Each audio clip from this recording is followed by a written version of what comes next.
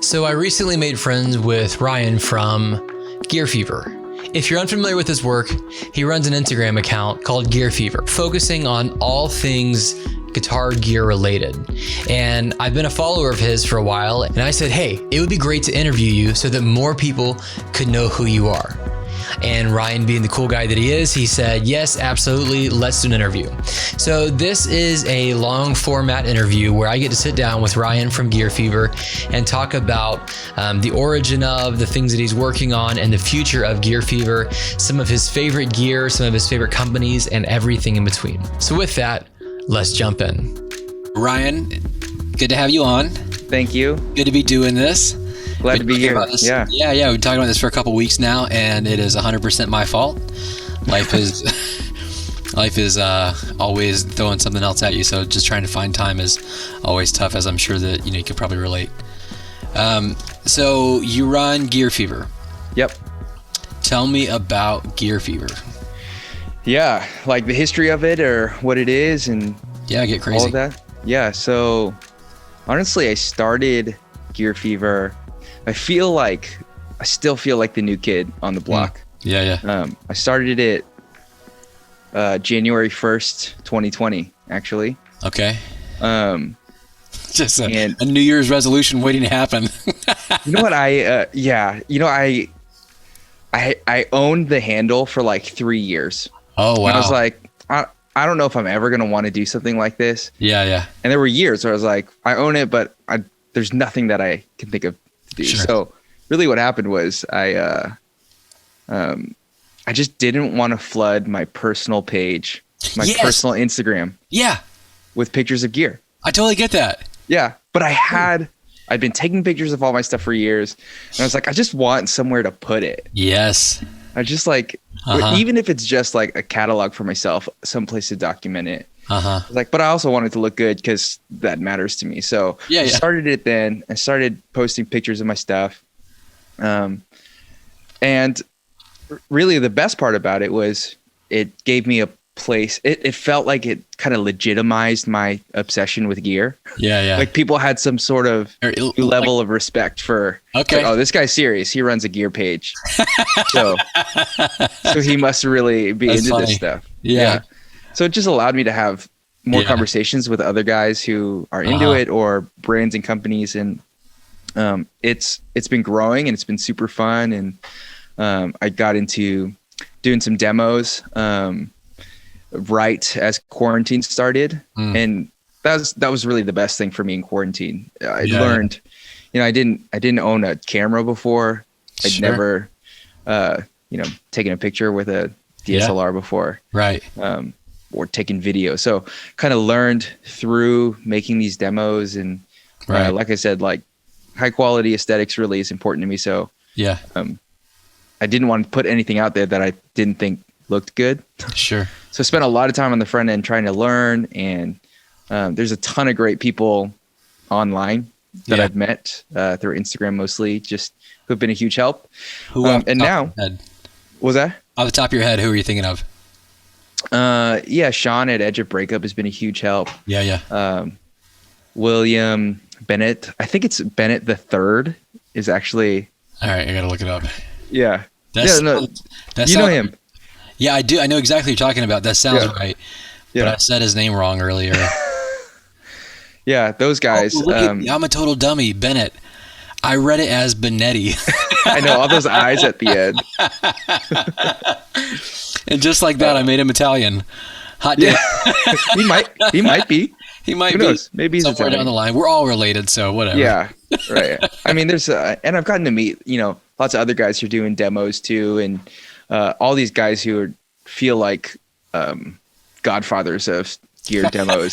Sure. It's been fun to get to meet those guys and try and steal their wisdom and ask them for their advice. And everybody's so chill. Everyone's so cool and that's cool.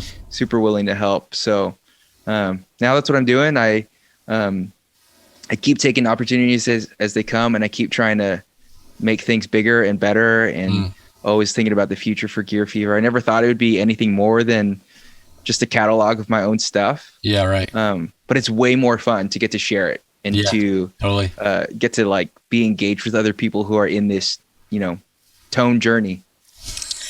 So it's fun to get to be a part of that. Yeah. It's the name of your podcast if you ever create one. Tone journey. Tone Journey.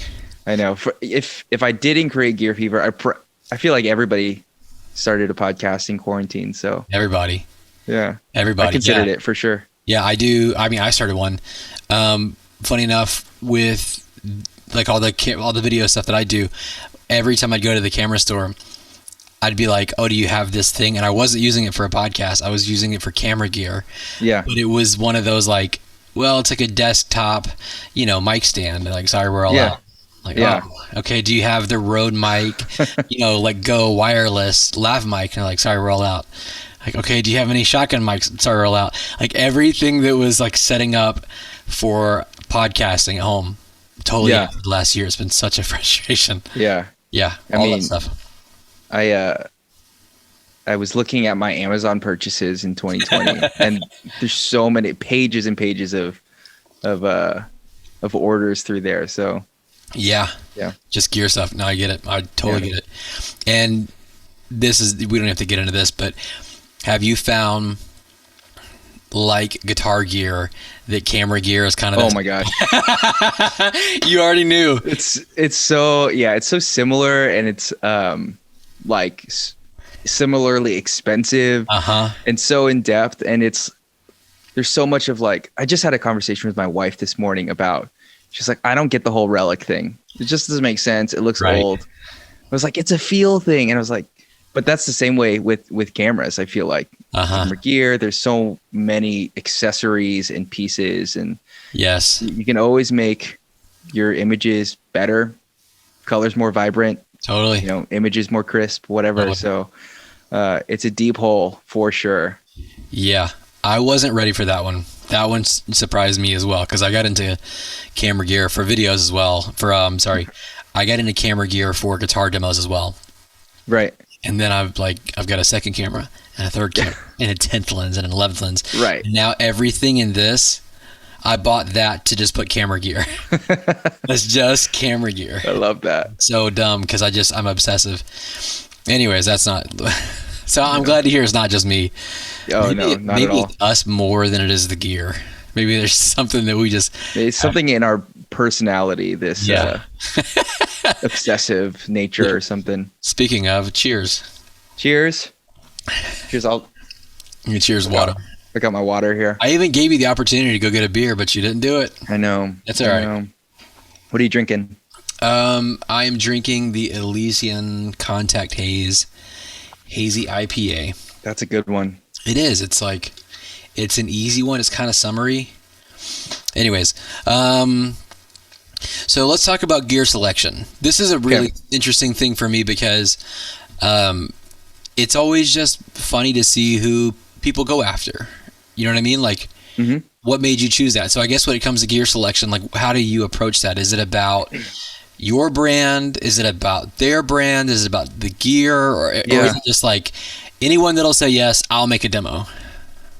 Yeah. Gear selection for there's probably two answers. There's gear selection for demos, gear selection for personal use. Yeah. I think for Gear Fever, what my hope is that the demos, the photographs, the captions, the videos, that it's helpful for someone. Right. I wrestled a lot at the beginning about, am I going to be doing reviews? Yeah. Am I going to give my opinion? Do I want to show my face? Do I want to talk? Do I just want to let the gear talk for themselves? Yeah. It's all of those things that only, YouTubers or people who do reviews or whatever have to think about. And ultimately what I decided was I want Gear Fever to be a place where people can be educated, that they didn't feel like, I feel like this came up recently in guitar culture where it's like, you can't trust any demo guy or girl because I saw this. I think you and I've talked about this before on a little bit the threads. Yeah. Yeah. And just, they're like, you can't trust anyone because they're getting this stuff for free or they're getting paid to do it. So their opinions are tainted. And my hope was to not do that. And when I started, I wasn't getting stuff for free. Yeah. and I've been super, super blessed to be able to have gotten some stuff and to have gotten to work with some incredible companies. Totally. But I think what I'm trying to do is I'm trying to help two types of people, like people who want to hear what that thing sounds like. So I try to talk very little and just play as much as I can. I'm not a great player too, so I think that helps. It's like it's so easy for great players to make anything sound good. Sure, that's definitely not me. Yeah, but there's so many great small boutique unknown brands out there. Yeah, that are making some incredible stuff. So I love getting to help and be a part of kind of their business and their growth, and hopefully I can get their stuff in front of other people, and hopefully I can make it sound pretty good that they might be interested. Yeah. And just, do those things justice. So I'm not super picky. Like I love to help. So if people ask about a demo, but I typically won't do it if I really don't believe in it. If I think either it looks or just sounds not great, I'll either send it back or I just won't do it. And have that conversation. That was my next question. Have you rejected anything? Yeah, that's a tough one. I have. I've had to send some stuff back too, and it's always an awkward conversation. But I really think in the long run, it's better for me. It's better for them. Yeah. And I think especially if you're going to be some voice of authority in these things, you got to have people's totally, trust. Yeah. In that too. So, really everything that I've ever posted is something that I really like or really believe in. And I try to I just try to let that come across in the way that I play. Yeah. Yeah. I've gotten a few things. I was like, nah. Yeah. Sorry. It's not bad. It's just not for me. Yeah. And I don't want, and I know there's like that old adage, like, no press is bad press or whatever, the thing is. Like, I don't really want to be the guy on the internet going, well, this sucks, but they paid me. Yeah. Because I could say that, but I'm not that guy. Yeah. I'd rather just return it and you fix it or send it to the other guy, Because similarly, I'm not a great player either. Like, I'm just not that guy. Yeah. So I'm not absolutely going to make it sound good. Yeah. So, yeah. Sorry. I really hope that and most, the times I've had to do that, which are very few. Yeah. They've been super cool about it. And I think they recognize too. It's like, this is better for us. It's better for you. If you recognize it's not a good fit, then we definitely don't want this either. Especially for smaller companies, that stuff matters. For sure. I just started working with a big company, a really, really big company that I was like, oh, I really felt like I kind of threw myself into the deep end in a scary way. And I was like, I'll send you the video once it's done. They're like, oh, we don't care. Like, okay, like, little flex then, huh? Like, you're not even over artists or like influence. You just are like, someone just said, I just send them one, whatever. Yeah. I throw them a bone, Wow, thanks. Yeah, but that was a weird one where I just had not come across that yet. Like, but they also knew. And I think like a great example of that, the Australian, is it, I'm so bad with names. Is it Rhett Kingman or Brett? I think it's Brett. Brett. Okay. That's what I thought, but I said it. It doesn't matter. Brett Kingman is a great example. I think I've heard him even say like, I'm not crazy about this. Yeah. I think I have, and I could be wrong. If I'm wrong, I'll just cut all this out. Doesn't matter. So, like, he's one to just be like, yeah, it's just not for me. Yeah. And I appreciate that. Yeah. I'm not going to do that, but I can appreciate when others can do it well. Yeah. Because it is a hard conversation to say your product is mediocre at best. Yeah. Yeah. There are all types of channels out there. There are some where it's like you say that everything that you've played is the greatest thing ever. Yeah. And after hearing that a couple times, you're like, okay, this guy's going to say this about everything. Or this girl's going to say this about every product. Yeah. But the ones who can like, go through pros and cons and be honest and I think those people gain a lot of trust. Yeah. You got to be able to do that well. Yeah, no, that's true. That's a good point. So with your motivation, is it like you said earlier, there was a distinction between like personal gear and then demo gear? Yeah. Like how does, like, is there overlap? There's not, like, what does that look like? Yeah. I mean, for personal use, there's like, I think the philosophy for me is like, I want to get as many options packed into like as compact a rig as possible. Sure. And so I really like things that are multifunctional. I go in and out of like MIDI rigs, just for versatility's sake. Yeah. And I'm really thinking about like, I think for personal use, I try to have a board that covers a lot of ground. Sure. Right. But when you have a board that covers a lot of ground, it does a lot of things generally good and a lot of specifics not well. Right. Or you miss some of those things. I lose a lot of like modulation effects that I really like, that I don't bring with me on a Sunday morning or anything like that. Right. But I like having those things. Yeah. And so it's been fun to have GearFever because I feel like I've really been able to indulge in some of those, more specific sounds or, things that are, more specific. Yeah, totally. That makes sense. How much gear have you received that just is never going to make it onto the personal rig? That's a good question. I'd say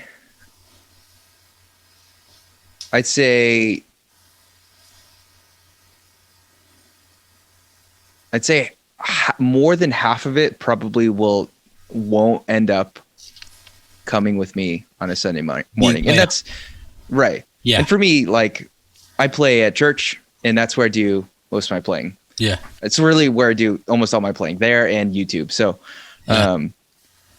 there's some things that just I really like that just don't make as much sense in a worship context. Sure. And so those things won't come with me to church. Yeah. Like, play your fuzz octave, go. Gosh, that is the one though. I will always have a fuzz on my worship board out of like pure, like I like the challenge. Yeah. The defiance. Right. It's like, every time I play on Sunday, I always find a way to use the fuzz. And it's one of my personal challenges every time I play. I love that one. Yeah. There are a few weird sounds that you just can't use. Yeah. Basically, I think 99% of the Eventide H9, you just can't use it. Like, I don't do those. Right. Like, unless I'm going to stick anything modulation, H9, or, I mean, I've got the Solid Gold Effects quad flanger. Like, so cool. There's so many sounds in there. I was like so stoked on everything that thing can do. But unless I'm going to stick that in, like, I don't know, the effects loop of a delay and reverb or something, so swells have a little bit more interesting movement. Yeah, it's I don't know how to use that in worship. Yeah, it'd be cool for texture, but real estate gets scarce. Right. Well, that's not true with Christian pedal boards. Well, I've seen some. Yeah, Christians have the biggest pedal boards of any genre, it feels like. It's like 6 pedals per chord that you play. It's like, I need 24 pedals. Absolutely. The pedal to chord ratio is it's staggering. Pretty steep. Yeah, no, it's true. And it's kind of a bummer. All right. What's your favorite piece of gear that you've acquired through GearFever? So try to think since January of 2020. Yeah. Acquired like was given to me or that I've purchased in this time, or so if you got something, whether purchased or it was, so let's go back for a second. You've never been given a pedal. You earned that pedal, because you paid I like that. for it, you know what I mean? Like, and I hate people say that all the time. You got it for free. No, I didn't. It took 6 hours to record that video. Yeah. I totally took it in the pants. Getting paid $200 for 6 hours of work. That was terrible. So, you get paid $200 for these things? So that's one of those, like, I don't like when people say that, because there is an exchange, and the builder makes it, anyways, doesn't matter. Yeah. Yeah. So all that said, so anything that you either acquired through a transaction of like, a swap video for a pedal, or if it's been something that you've acquired specifically for GearFever that you paid for, either way, something that you like, I'm getting this because I'm making that video. Yeah. It's a great question. I'm looking around. I'm redoing my pedal board, which is sitting right behind my computer, and I'm staring at it right now, trying to figure out the best answer. There are some things that there are 2 pedals that I've received. Yeah. That have been on my board since I got them. That's cool. What is it? So the 2 are the Jet Pedals Revelation V2, which is a stereo presets, MIDI controllable reverb pedal. Nice. Yeah. It's huge. It's super lush. It's the most massive reverb out there. Okay, that's a big statement. Yeah, well, okay, for sure. Yeah, for sure the biggest one that I've played. Yeah. And the other one is the 29 pedals Una. Yeah. And that one really took me by surprise. I feel like there's some like mystery to that pedal, and like people have a hard time kind of grasping what it does. And honestly, I have a hard time explaining it too, but when you play it and when you feel it, it's very clear the difference that it makes. Yeah. And like I said, real estate gets scarce. Right. So I don't really like to allot a lot of space for utility pedals. Sure. But the Una has been on my board since I got it, which I think says a lot about how much of a difference it's made. Yeah. Yeah. No, I get that. Hang tight. I have a question that I just thought of. Yeah.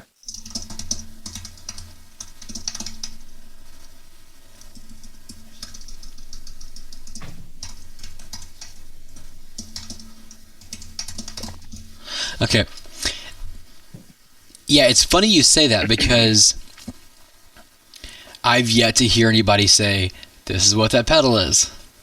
Yeah. Everyone just kind of approaches it like, well, it's witchcraft. We don't know. It sounds amazing. You can't figure it out.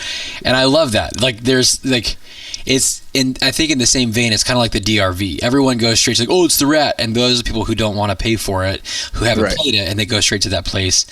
But for anybody who's played a Rat knows that a DRV and a Rat are not the same thing. Yeah. There's just some mojo thing that's happening inside of it. You're like, I don't know I don't care what it is. Yeah. Part of Matt Hoops' soul is in there and I'm keeping it, Yeah. I love it. The DRV is on my board right now too. Yeah. Yeah. The other one that I just saw this one too. The other one that I've, I paid for the pedal, but I have gotten accessories for it. This will make sense once I reveal what it is, but this one has been on my board most of the time since I got it, is the Cooper Effects arcades. Okay. And that one is super fun. That one, I think he makes cool stuff. Yeah. I mean, his reputation is great, right? Yeah. And that was, maybe there's some, I don't know, emotional attachment to that one too. That's the first pedal that I did a demo of where I was like really proud of what I did. Yeah. And the response was good. Yeah. And people seem to like it. And so that was a really fun one for me to do. Yeah. I have every card. That's cool. Yeah. That's super cool. I actually, I've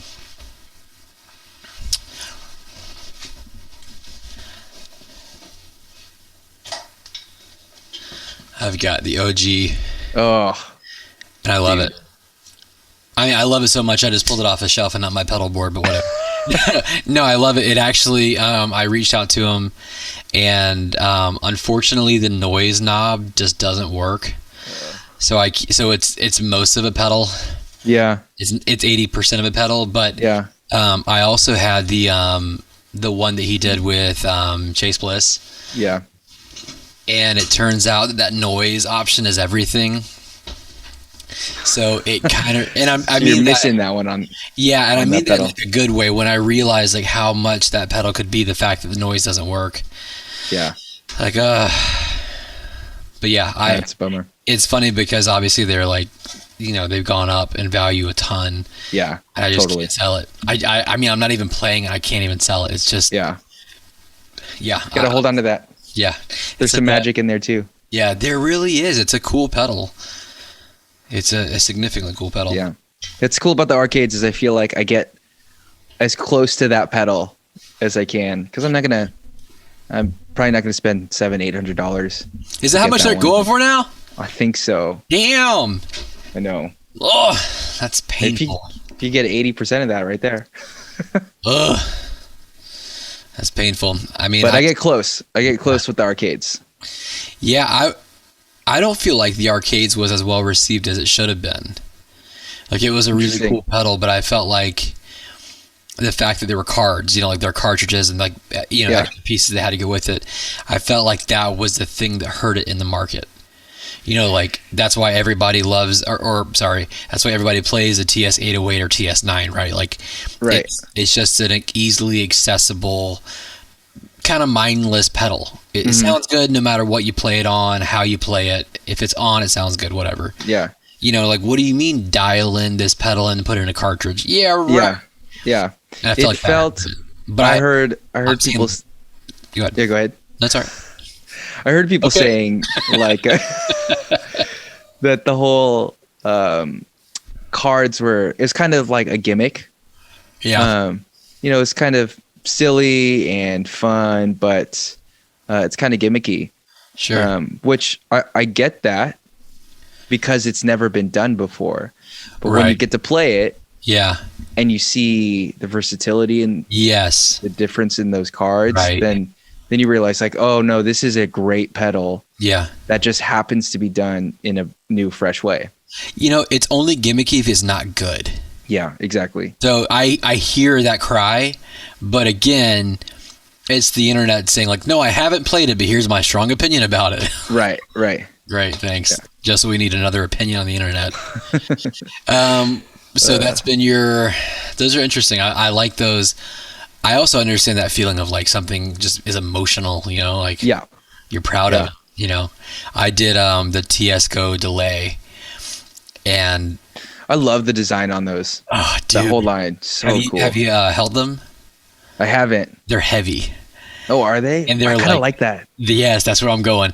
And they're steel casing, so you're like, oh, this is like 6 pounds. Like it's heavy as my SG, and it just feels good until I carried this thing around, and I had so much B-roll for this one video that I was like, I can make a part 2 and 3. Yeah.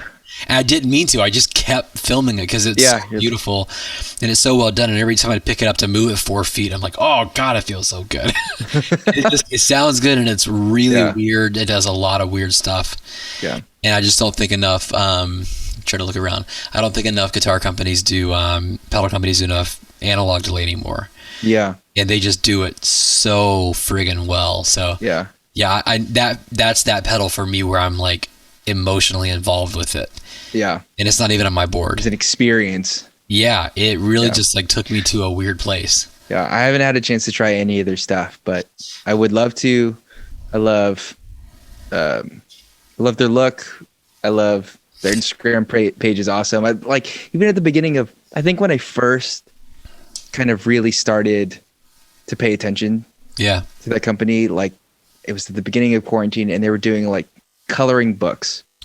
Dude, that was so rad. And that was like, this is such a great way to approach just being a part of this community. It's so fun. Yeah.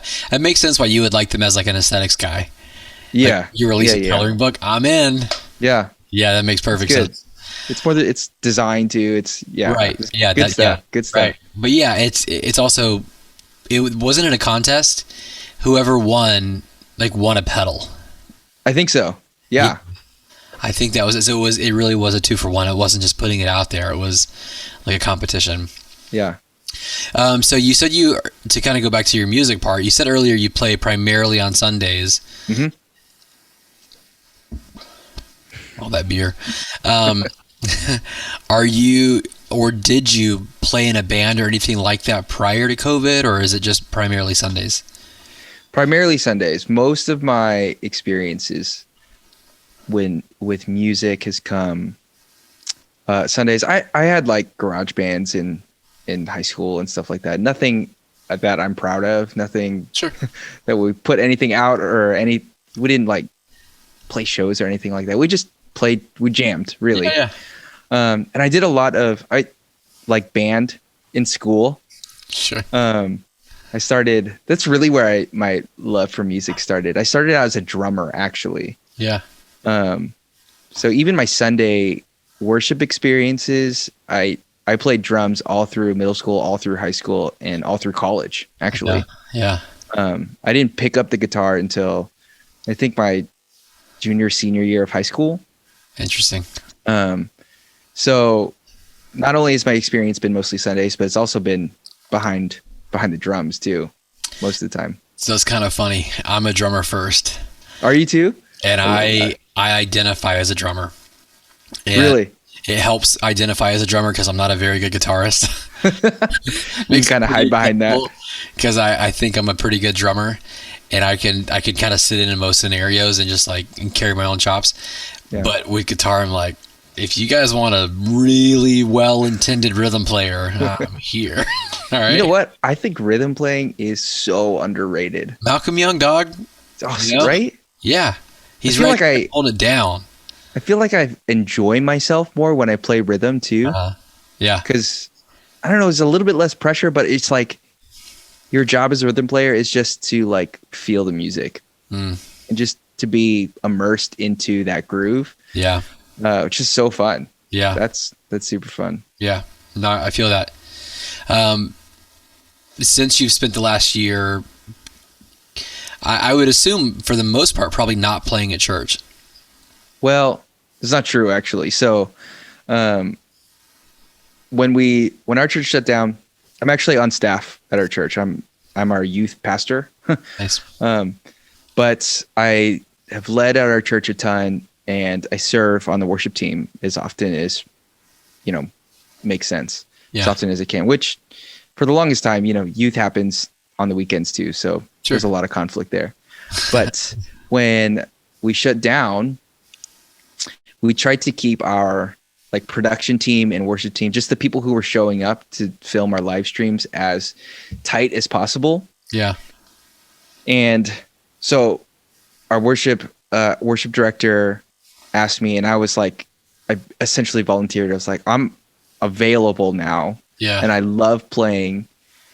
And so I literally have played every single Sunday since we shut down. And it's just been stripped down stuff, like mostly acoustic and singing backup vocals or something like that. She plays keys and sings, and we have like a cajon player. But that's about it. That's like all we've done for the last year. Nice. And I've gotten to be there every single week, which is so much fun for me. So, interesting. So you're not a part of the majority, right? For sure. Most everyone is shut down, and those who have played in like some asterisk version of a pre-recording or live stream or whatever. Yeah, interesting. Do you see music going like kind of following that same trend? Are you content there, or do you think like maybe you'll play music and like join a band or a jam thing or anything like that? You know what, I would love to. It's just life. Yeah. You got kids, right? Yeah, I've got number 2 on the way. So married. I've got a 2.5-year-old. Nice. And my wife's pregnant with number 2, and congrats, it's terrifying. Yeah, thank you. And just call it what it is. 100%. Yeah, it is absolutely terrifying. So, I've had to need to really be. I've made the decision that like I understand I'm not gonna have free time. I'm not gonna really be able to have many social life or many hobbies, but GearFever will stay. Cool. And I'm excited that it's great. We're gonna keep working at this and keep doing this, and this will be the thing that I allow myself to do that's outside of work, family. Yeah. You gotta have something. Yeah, so that's good. Yeah, rad.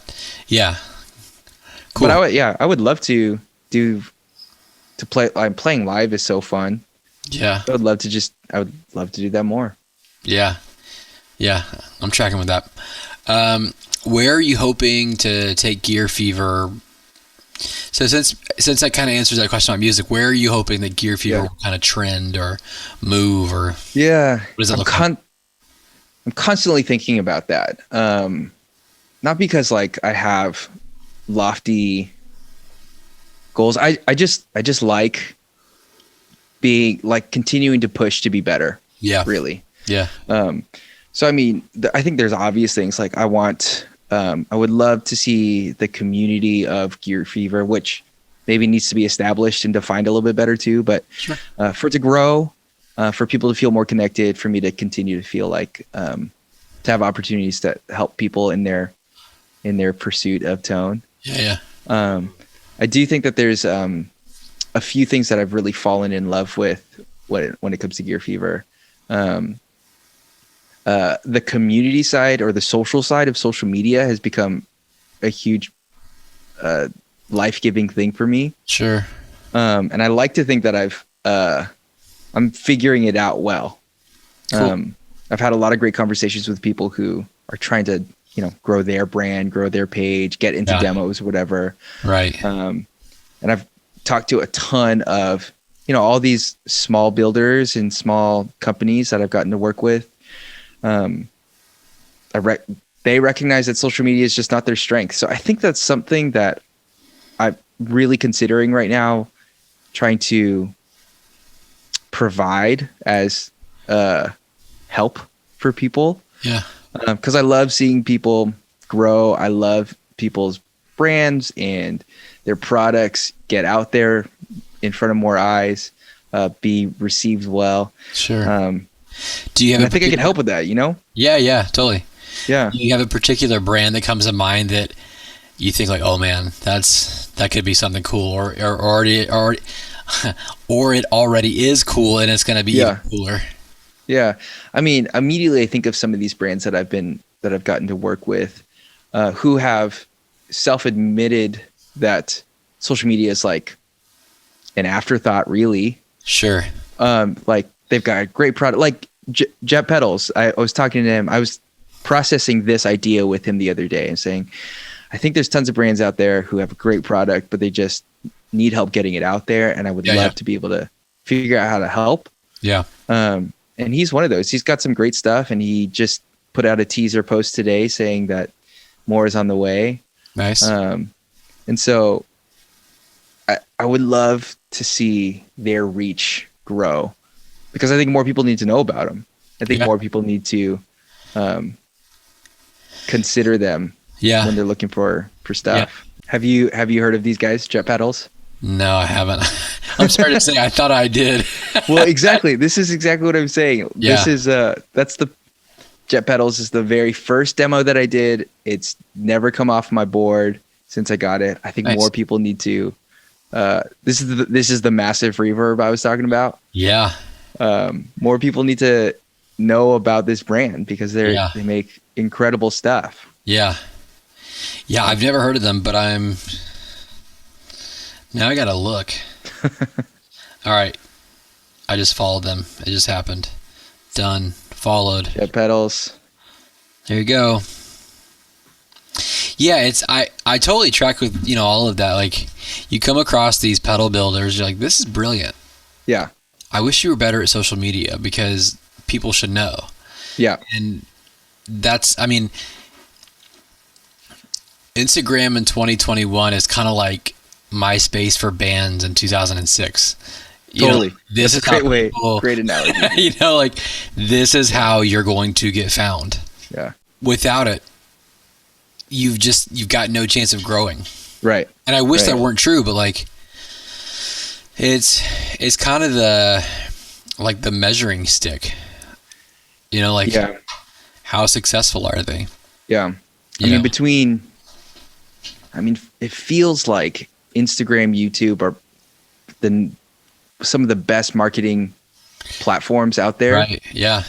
I heard a stat that YouTube is the number 2 search engine in the world. Yeah. Which is crazy, and I totally believe that. Yeah. So if you're not killing it on YouTube or Instagram, then you're really struggling to get yourself in front of people. it makes sense that it is, because I want to know what this pedal sounds like.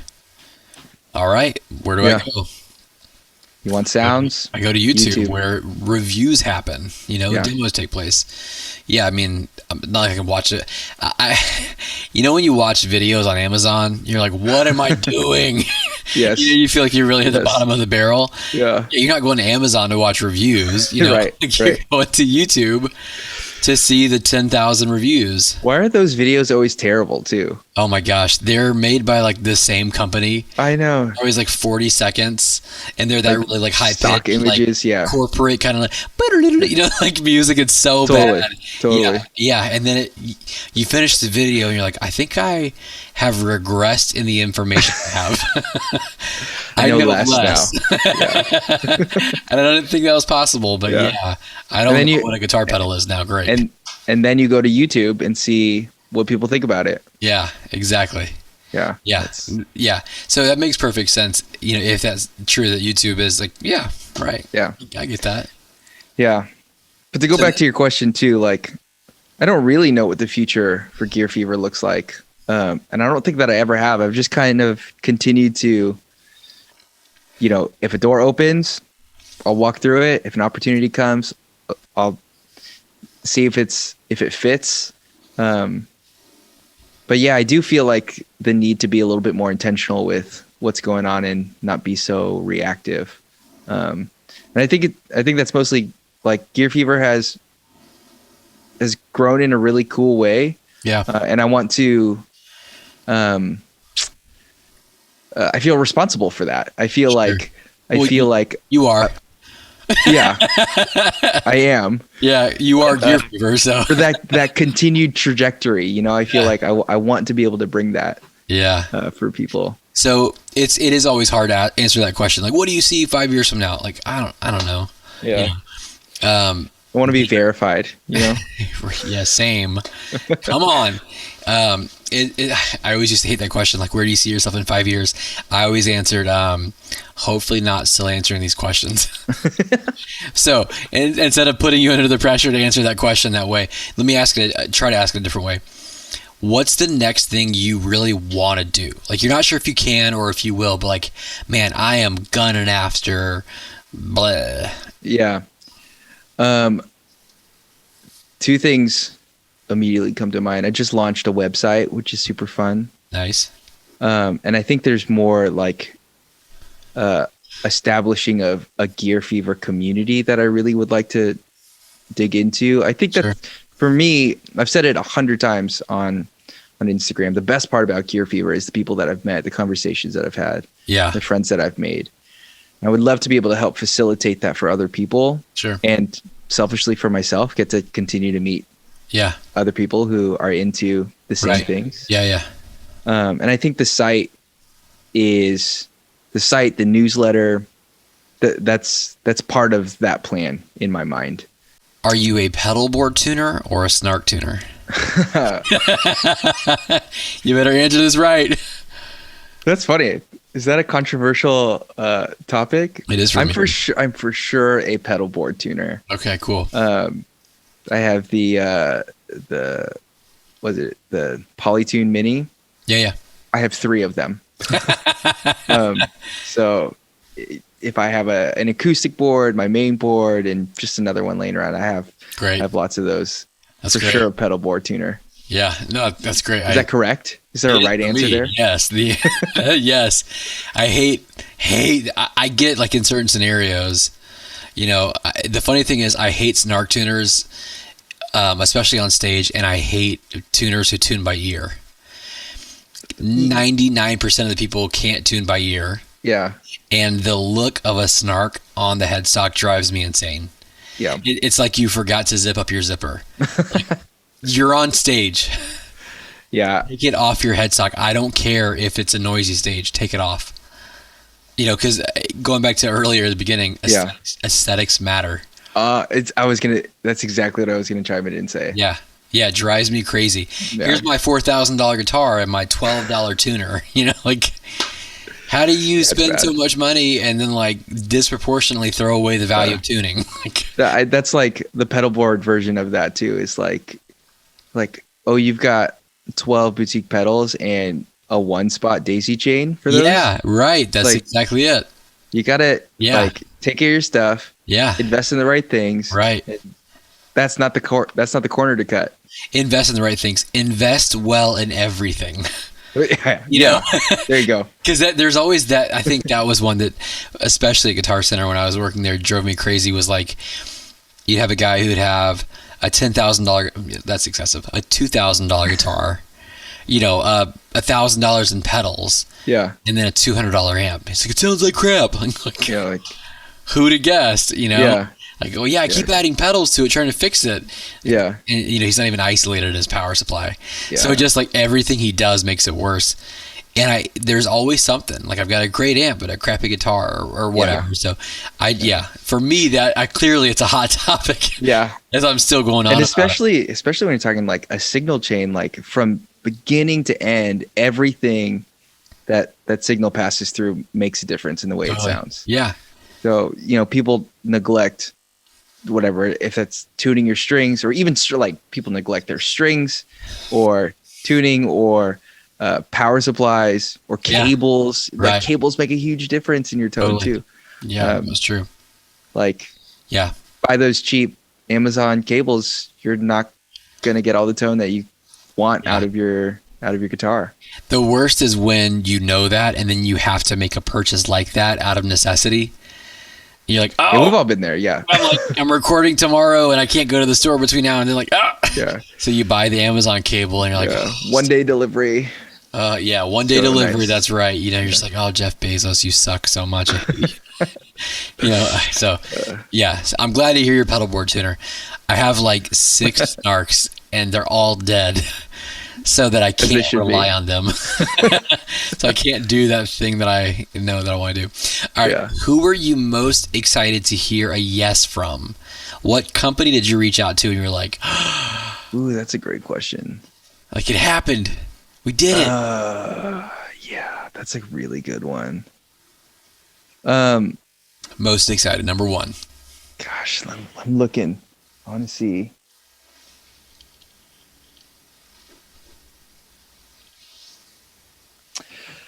Number 1. Go ahead, name drop. Do it. Gosh, I'm really stoked for one that's on the way. Okay. Don't tell me the pedal. Just tell me the Well, hold on. Is it number 1? Probably. Okay, who's the company? It's GFI. Okay, cool. And they turned me down. No big deal. Well, yeah. they turned me down. I'm not even kidding. They said no. And they said it politely, but they said no. Yeah, get no's all the time. Yeah. So the art of like reaching out to is so tough. I mean, that could be a whole podcast, honestly. That would make for a great episode. Like how do you do that well? Yeah. So yeah. It's a tough one, but I'm really stoked. I need to practice how to even say this pedal's name. But the synesthesia is on its way. Yeah. I think I said that right. I thought it was synthesia. Like it's a synth. I need to see the word in front of me right now. I think it's. It's okay to say it wrong because you don't have it yet. Yeah. Once I have it though. Yeah. I'm super stoked for that one. I think that one will live on my board too. I have the Specular Tempest. Yeah. That thing is incredible. That was the one I asked about. Yeah, it's so good. Do you have one? No. Yeah. I just told you they said no. Well, I mean, I've gotten no's and still bought them. Anyways. Yeah, right. No, I haven't bought it yet. But that feels like a H9 type of pedal. It's like totally packed. Yep. Packed with modulation, packed with stuff, and so many features. Like every single knob is, you can twist it, you can push it, you can like slide it over. Like there's so many ways to adjust those things. Yeah. It's deep. Any pedal that comes with like an online editor, right? Those things are. You get lost in that real quick. Who's the I always forget their names because again I'm terrible names. It's PolyFX. The big pink one. Yeah, they got the like big screen. On it. That one and the Empress FX Zoya. Like I want to run those two with my H9 and be like, I don't need anything else. You honestly don't. No. You honestly don't. You know what? Actually, at the very beginning of quarantine, we did this Zoya album. Okay. Where we all came together because we all had a Zoya, and this was a super fun project. I need to revisit this, but one of the guys created like a bass track, and we all embellished over it, or on top of it. And it's up on Bandcamp if you want to hear it. But Empress and the group had decided we were going to release the album and do a Zoya giveaway together. Nice. And it didn't pan out because it happened all right as quarantine started. Yeah. There's so much like political, racial unrest everywhere. We're like, this is not the time. That was a pretty cool yes to get. It wasn't a pedal for us, but that would have been a really fun one to do too. Because the Zoya is nuts. Yeah, that is actually one that so I don't like to sell. I used to sell pedals for pedals. It was always a 1-for-1 kind of thing. I don't like to do that anymore because once it's gone, you go back and go, why did I do that? Like one that got away was the Seafoam Green JHS Panther. So like the big box one, and I sold that one and I regret it still. So I know. Do you have one? I don't have that. But yeah, that one. Yeah. This one? You had a that one. But I had worse. I had it in the limited edition Seafoam Green. Dang it. This is not mine. Okay, but show me the go front. ahead. No, show it to me. So that's an early stage one too, and that's what mine was. And I hate that I traded it out. You were just talking about how much you love those analog delays too. I know. Well, it's because of the actual DMM. Yep. And it ruined me. So like I basically had it on my board for like 2 years to where I never get rid of it. Did. And that actually might have been the very last pedal that I allowed to be my trade pedal. Yeah. Because I hate that I got rid of it. Yeah. And now I even have pedals that I don't really care for. Yeah. Because you're like, but I don't want to have that regret. Yeah. Right. Yeah. Yeah. I totally live in that world and it sucks. Shoot, what were we talking about? Funny story. This isn't mine. I'm actually borrowing it for a friend. I'm gonna do a demo of it one day. He said, which I have not confirmed, but I'm pretty sure this is serial number 2. Oh, damn! Which is pretty awesome. Yeah. So maybe Josh will want this back. Maybe open it up and find out. Yeah, I need to. You could do it like right now. Let's do this. Just get a screwdriver, make it happen. All right. We got to know. To go on with the yeses and nos. Yeah. Every time I've asked JHS, I've gotten a better answer than the last time. Like you're closer every time. I get a little bit closer. Oh yeah. And I've asked them like 4 times, and the first was just no. Or like even no response. The second was no. Yeah. The third was no, here's a discount. There you go. And the fourth was we don't do that anymore. We're not really like in the YouTube demo influencer world anymore. Well, they're making all their own content now, so yeah, it's a totally different vibe, right? But for the record, that's not entirely true because my favorite gear demo page, Living Room Gear Demos. Yeah, so good. Living Room Gear Demos. Okay, I said it right. Living Room Gear Demos, who I have been following from the very beginning. He does all of their demos as well. So when he got their entire they're like Fuzz Legends series. Yes, the Legend series. So when he got their entire Legend series, it was like 38 seconds after they said we don't do that anymore. I was like, well, you don't do it for everyone is what you mean, but that's you'll do it for special people. And I get that. Like he's fantastic and he makes incredible videos. Yeah. So sure. Yeah. Yeah. He was grandfathered in. I get it. Totally. I feel like I'm in that process with I finally built up the courage to ask Walrus. Yeah. Yeah, and no response there. So Maybe I just need to keep asking. Who were you most bummed by? Oh, I opened it. Can you see it? No. I don't think it's going to focus. what does it say? It says JHS pedals, Panther, dated November 1st, 2011. Okay. 11-1-11. Dude, that pedal is 10 years old. That's crazy. And it says serial number 002.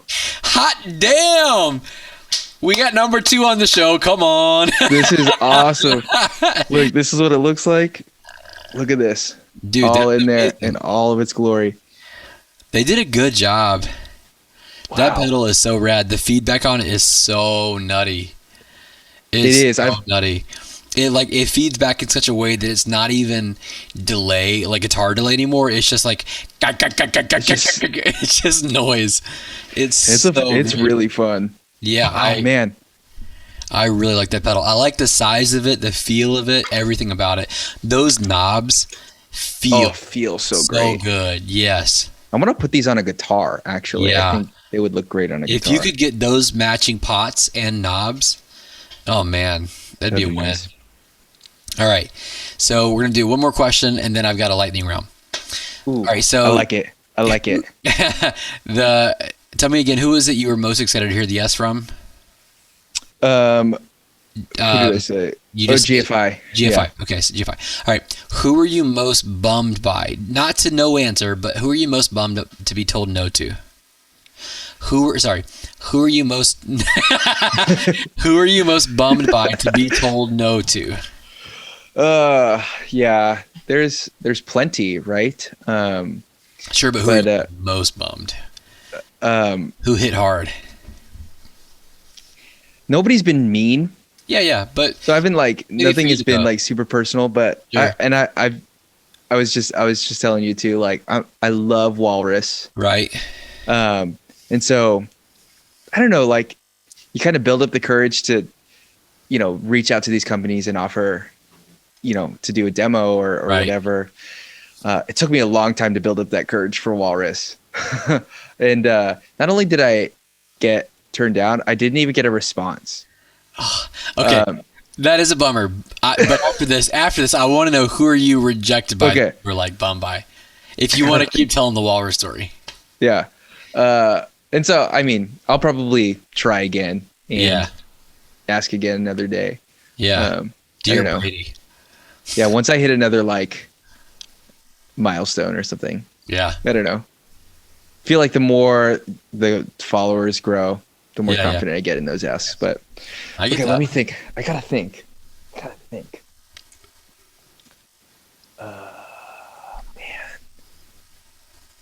who am I super bummed about? Cali Effects told me no. Nope. Origin Effects told me no. Origin Effects. And they've got great stuff. They do have great stuff. So when they told me no, and the way they told me no was kind of like, yeah, we like for our pedals to like get views. So. Oh my gosh. Yikes. I was like, oh damn, because I was building up YouTube at that point. Yeah. And I was like, okay, I hear you, but like, yeah, a little less mustard next time, thanks. Yeah. And they were like honest. They weren't rude. They were just like, it's just not worth it for us. Yeah. And, which makes sense. Yeah, and I'm fine with and so it didn't hurt in the rejection. It hurt in the reality of that, like the truth of it. Like, oh, you're right. Yeah. As a pause. I can't offer that views for you. Yeah. As a pause, that was 30 seconds before I did the giveaway, and I said, "Hey, do you want to like give away a pedal?" And they said no, thanks. And and in the end, I was like, "Hey, so I got 15,000 emails you said no to." You got 15,000 emails for that one? Yeah. That was an incredible giveaway. You remember that one? Yeah. That one was stupid. Yeah. What all was in there? It was the full board, the board, the Voodoo power, Voodoo pedal power, the big one, the Mondo, the pedal train PT3 with the flight case. Massive. Chase Bliss. Holy crap, that I can't even get into all of it. Strymon, Chase Bliss. Yeah, no worries. I have like this. I am super forgetful, first of all, and I'm super positive. So I just like block out all negativity in my life. I need to think. Yeah, it's okay. If you don't have it, it's okay. I mean, I think Walrus was a good one. Like, they didn't get back to you. Yeah. You know, it's I've all gotten good. lots of no's, but I actually recently reached out to Walrus and was like, hit me up with that R1 and AC one. And I work with them regularly. I still haven't heard back. So, yeah. Well, yeah. have you? Yeah. All right. What were you going to ask? I was going to ask if you tried them. No, they haven't responded yet. Yeah. No, I want to, but I haven't. I did try the R1, and I've heard the ACS one. Somebody else was trying it, and I was in the room. Yeah. The ACS one sounds great. The R1, I was a little bit bummed, actually. Interesting. Okay. See, I would have thought other way around, just because of what, cab sims and acoustic sims are. It's generally not good. Yeah. We've come a long way.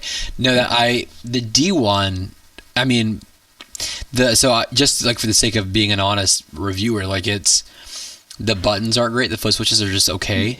Yeah. And sometimes they stick on me, but like the sounds of the D1 are incredible. Yeah.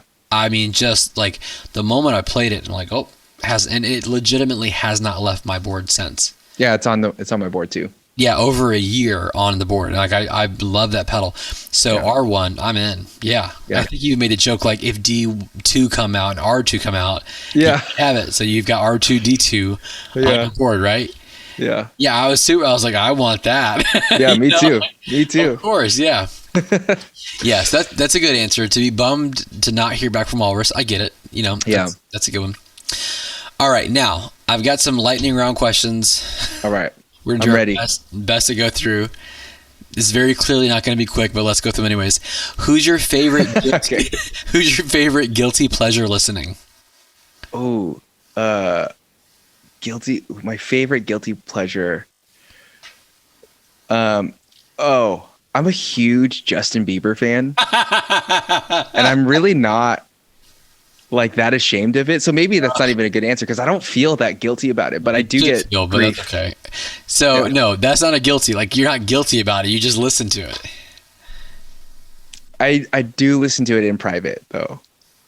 Okay, I'll take it. I'm not blasting that one, around people very often. Yeah. But only because of the grief you get. So yeah, guilty pleasure. Like you love it. You don't want to get paid for it.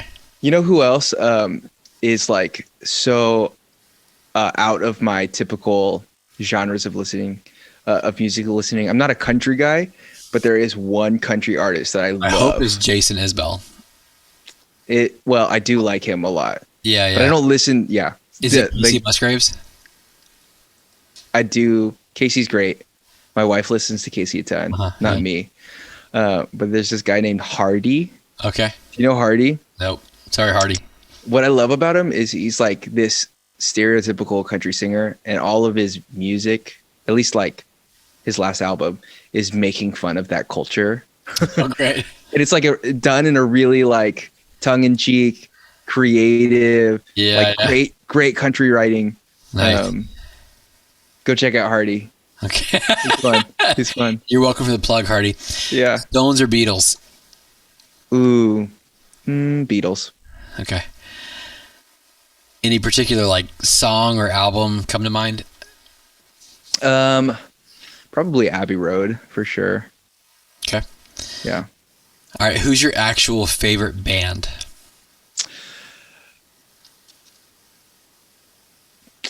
All time, I'm gonna go Paramore. Wow. That's my group. Yeah. That's an interesting choice. I grew up on those albums, and like I said, I was a drummer. I was primarily a drummer forever. So I think those first couple albums, like starting with Riot, knew every single drum part, every single drum fill. And then when I switched over to guitar, learned every single guitar part. Yeah.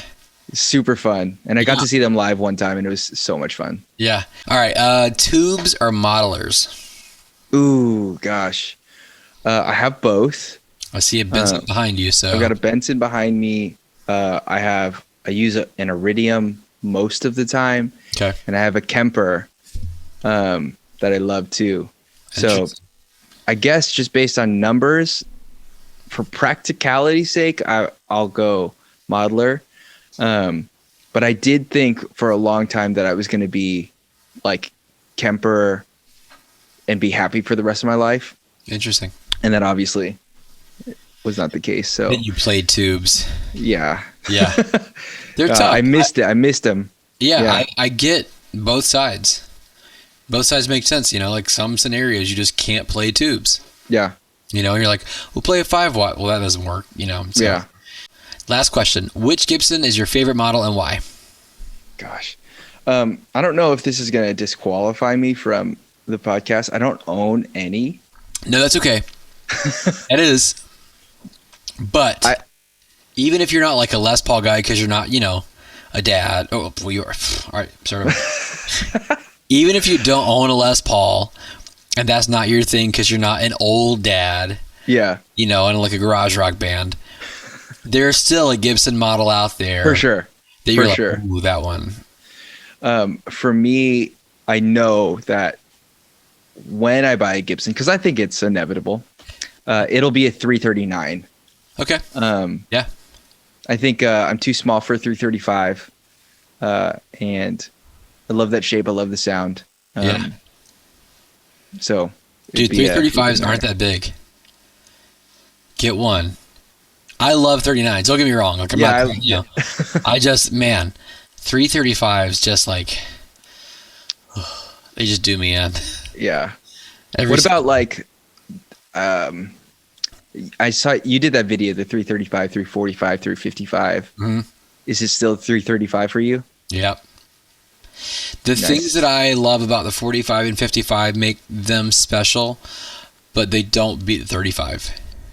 The 45 is really, really cool. I don't know if you remember if you watched it or if you remember it, but like it was the 335 came out first, then the 355 came out second, and then the 345 came out third. Yeah. And funny enough, they were based on price points. That's where the name came from. And basically it was like low model and then high model. Yeah. And they came out with a mid model, and the mid model is where they introduced, you know, Veritone. Yeah. And Veritone was cool, but everybody that now buys a Veritone is like, yeah, I should have just bought a 55 or a 35. Yeah. Yeah. That makes sense. It even kind of goes back to like why the 35 and the 55 came out first. Yeah. So they're definitely really rad guitars for various reasons, but like, I've also got a 1967 330, and nice, yeah. It's incredible. But a hollow body guitar and a semi hollow body guitar are not apples, you know, or it's not oranges. Sorry, they're apples and oranges. They're apples to oranges, right? They're totally different vibes, and they're just, you know, one's P90s, one humbuckers. So like they're totally different. So you know, you kind of get in that same vein of like 35, 45, 55, and you're like, I like ornate guitars. Great. 55s for you. Yeah. You know, if you like weird stuff, go with a 45. Yeah. You know, I did play today an all original 67 Firebird. Nice. That was super fun. The weight on there is so weird. Because the headstock's heavy? Yeah. Because it dips. Yeah. It's a weird, like, I need to be 8 feet tall to play this.